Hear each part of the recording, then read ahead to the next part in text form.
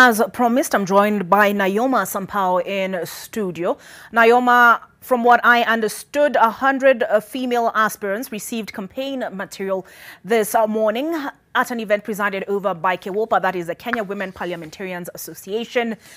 What did they have to say? Well, Olive, you've said it rightly, and 100 women today were there to receive posters from the Eco Network Africa together with KEWOPA.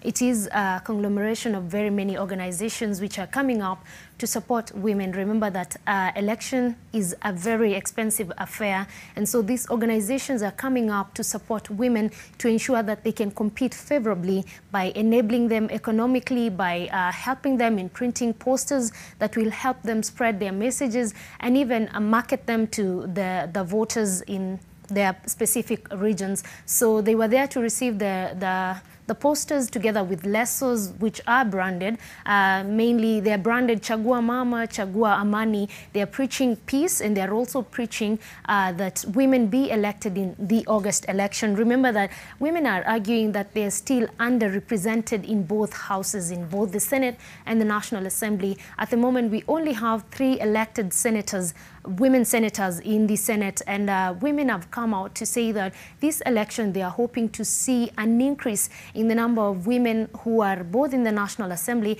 and in the Senate, and also those contesting for governors.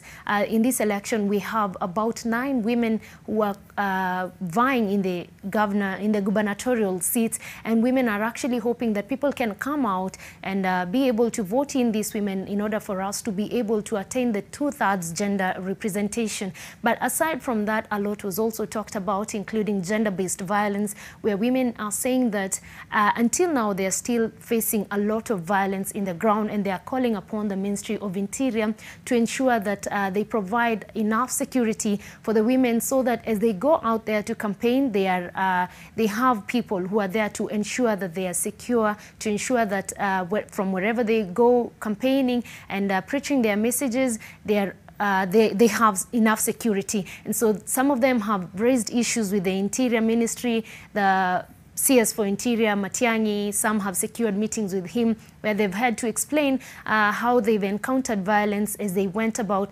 campaigning. Many other things were talked about, including inclusion of women in the leadership in the National Assembly and the Senate. And the women are hoping that after the election, whoever will win will ensure that while giving out the seats of representation in both houses, women are also featured. Women also feature in those particular seats. But as of now, later on, I'm going to file a more detailed report. And so let me throw it back to you, Olive.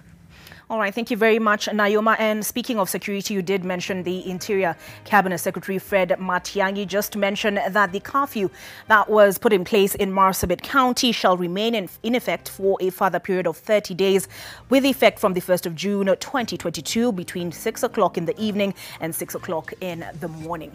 We take a break, but there is more waiting for you on the other side of NTV at 1.